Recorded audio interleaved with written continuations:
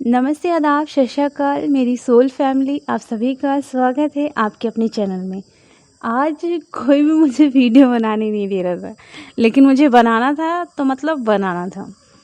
तो 16 मई से होने वाले एक्सपीरियंस मैं शेयर करूंगी और 16 मई के पहले होने वाले एक्सपीरियंस को भी मैं शेयर करूंगी।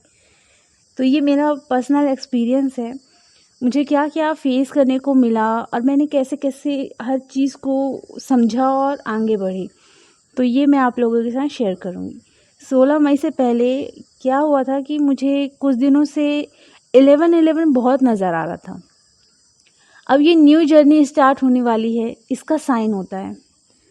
फिर मुझे 444, 44, 4444 बहुत ज़्यादा एंजल नंबर नज़र आ रहे थे, जो साइन देती है सेल्फ लव का।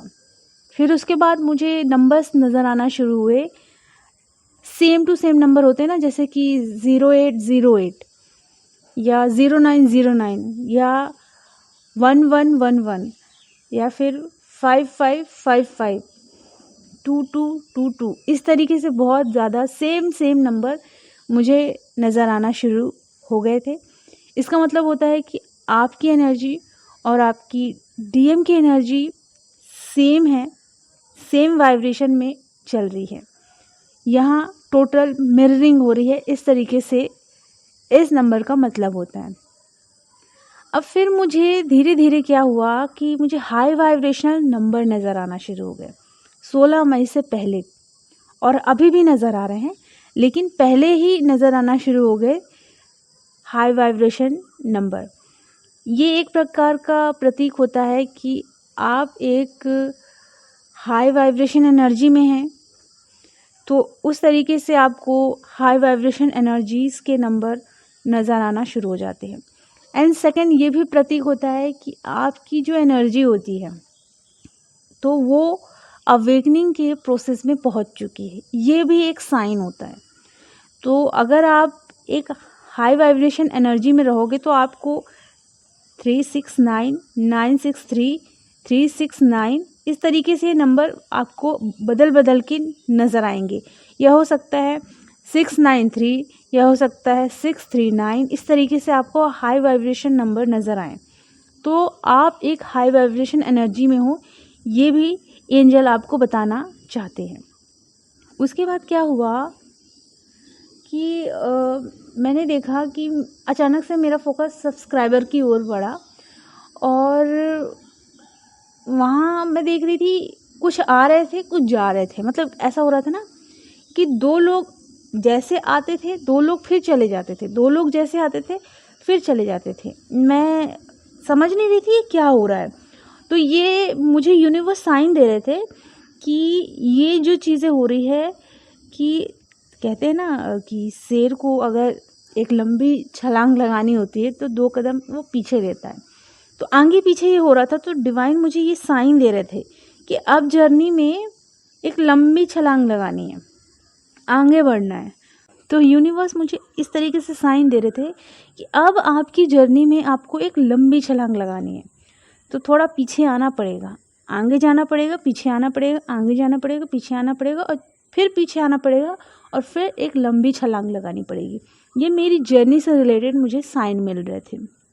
वैसे तो मुझे आप लोगों की जर्नी से रिलेटेड भी चैनल मैसेज, यूनिवर्स मैसेज, ये सारी चीज़ें मिलती रहती हैं, बट मेरी जर्नी से रिलेटेड भी मुझे मिलती हैं, तो वो एक्सपीरियंस मैं शेयर कर रही हूँ। अब क्या हुआ कि जो भी मेरे पेनफुल इमोशन थे, अवेकनिंग के टाइम में रिलीज़ हुए, 2021 में भी रिलीज़ हुए, और 2022 में भी जो भी इमोशंस हैं वो रिलीज़ होते हैं। फुल मून जैसे आया और चंद्र ग्रहण भी था, तो मेरे दबे हुए जो पेनफुल इमोशन थे, जी हाँ, वो रिलीज़ होना शुरू हो गए। एक छोटे छोटे सेल से रिलीज़ होते हैं वो दबे हुए इमोशन, क्योंकि बहुत सारे जो इमोशन थे वो सरफेस पे आके रिलीज़ हो गए। अब जो हमारे जो सेल होते हैं ना, वहाँ जो पेनफुल एनर्जी दबी हुई रहती है, वहाँ से वो रिलीज़ होना शुरू करती है।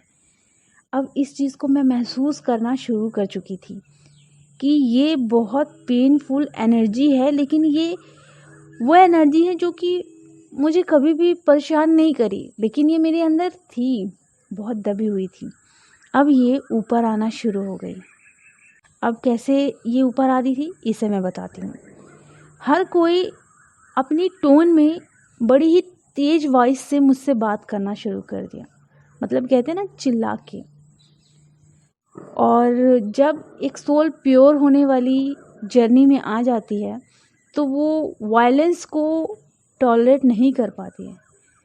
मुझसे बर्दाश्त नहीं हो रहा था, लोग चिल्ला चिल्ला के बोल रहे थे, बात कर रहे थे और हर छोटी छोटी चीज़ में एकदम बड़ा सा रिएक्शन दे रहे थे। और उस दिन फुल मून था। मुझे पता था कि ये सारी चीज़ें कहीं ना कहीं मेरे पेन को रिलीज़ करने के लिए हो रही है और इनका जो चिल्लाना है मुझसे बर्दाश्त नहीं हो रहा है, तो मुझे सबकॉन्शियस माइंड हीलिंग करनी होगी। जो भी पेन है मेरे अंदर वो रिलीज़ होने का टाइम आ चुका है, तो मैं सबकॉन्शियस माइंड हीलिंग मैंने करवाई। एंड फिर मैंने ये देखा कि मेरे अंदर से एनर्जी रिलीज़ होना शुरू हो गई। बहुत छोटी थी मैं, तब एक ऐसा इंसिडेंट हुआ था मेरे साथ जो कि मुझे बर्दाश्त नहीं हुआ था। वहाँ मैं गलत नहीं थी, लेकिन फिर भी मुझे गलत साबित किया गया। इस तरीके से बहुत सारी ऐसी छोटी छोटी चीज़ें, ऐसा लग रहा था ना छोटे छोटे सेल से बाहर आ रही हैं, इस तरीके से फील हो रहा था, वो रिलीज़ हो रही हैं। हार्ट चक्र हीलिंग की मैंने, क्योंकि बहुत ज़्यादा मुझे पेनफुल एनर्जी महसूस हो रही थी, तो मैंने वो हीलिंग की।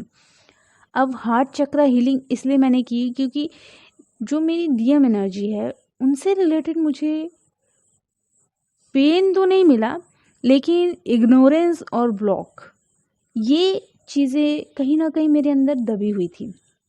हालांकि ये कोई बड़ी बात नहीं थी, बट ये मेरी सोल के लिए बहुत बड़ी बात थी और यही चीज़ तो ट्रिगर करती है। अब ये आया सरफेस पर, जी हाँ, जो कि नहीं आ रहा था, लेकिन अब आया ये सरफेस पर। ऐसा क्यों हुआ, तो क्यों हुआ, इस तरीके से सरफेस पे आया और ये रिलीज़ होना शुरू हुआ। और इतनी भयंकर तरीके से रिलीज़, मतलब वो दबा हुआ था, बहुत ज़्यादा दबा हुआ था। इग्नोरेंस, जो कि एक प्रकार से हम इन चीज़ों को उतना नहीं लेते, चलो कोई नहीं, इग्नोर तो इग्नोर, साइड करो, बट ये चीज़ तो हमें हर्ट कर रही थी और ये रिलीज़ हुई। ब्लॉक, ये चीज़ तो हमें हर्ट कर रही थी और ये रिलीज़ हुई। और ये दो चीज़ बहुत ज़्यादा मेरे अंदर दबी हुई थी शायद, और तभी इतनी भयंकर तरीके से रिलीज़ हुई थी। एंड जो भी पेन मेरी लाइफ से रिलेटेड था, मेरी जर्नी से रिलेटेड पेन था, वो भी सरफेस पे आया और सब रिलीज़ होना शुरू हो गया। और फिर मैंने कंप्लीटली डिवाइन को सरेंडर कर दिया। जो भी पेन था सब रिलीज़ होते जा रहा था, पर्जिंग होती जा रही थी, मैंने डिवाइन को सरेंडर कर दिया था। हो रही थी तो मैंने होने दिया। कहते हैं ना, पानी अगर बह रहा है तो बहने दो, तो आप खुद को डिवाइन को सरेंडर करो, तो डिवाइन जहाँ आपको ले जा रहे हैं बस आपको चलना है, चलते जाओ, बहते चलो बहते चलो। मैंने वैसे ही किया, पर्जिंग हो रही थी, होने दी मैंने। और उसे हील करने के लिए मैंने क्या किया, सबकॉन्शियस माइंड की हीलिंग करवा ली। तो उससे क्या हुआ कि और जो मेरे अंदर दबा हुआ था वो और ज़्यादा रिलीज़ होना शुरू हो गया, अपने आप ही वो निकलना शुरू हो गया। क्योंकि यही टाइम होता है आपके अंदर के पेनफुल एनर्जीज़, नेगेटिव एनर्जीज़ को रिलीज़ करने का। तो मैंने इस फुल मून का इस तरीके से फ़ायदा उठाया। फ़ायदा तो नहीं बोलेंगे, लेकिन ये हमारे लिए ही रहता है, तो मैंने ये किया। अब क्या हुआ कि जो भी शैडो साइड था मेरे अंदर, मैंने कहा कि ये बेस्ट टाइम है। और इस बेस्ट टाइम में जैसे चंद्र ग्रहण लग गया, और चंद्र ग्रहण लगता है तो कम से कम 3 से 4 दिन तो इसकी जो एनर्जी होती है वो 3 से 4 दिन बनी रहती है। तो दूसरे दिन मैंने क्या किया, शैडो वर्क कर लिया। शैडो वर्क में भी एनर्जी रिलीज़ होती है, क्योंकि पेन तो सरफेस पे था ही, वो तो रिलीज़ हो रहा था। मैंने सोचा क्यों ना शैडो वर्क करके ये पेन भी रिलीज़ कर लेते हैं। तो शैडो वर्क किया मैंने, उससे भी रिलीज़ कर दिया। फिर मैंने जो भी शैडो वर्क करते हैं तो बर्न करना पड़ता है, वो भी बर्न कर दिया मैंने। फिर मुझे समझ में आया कि जब मेरा पेन इस तरीके से रिलीज़ हो रहा है तो क्यों ना और फ़ायदा उठाया जाए।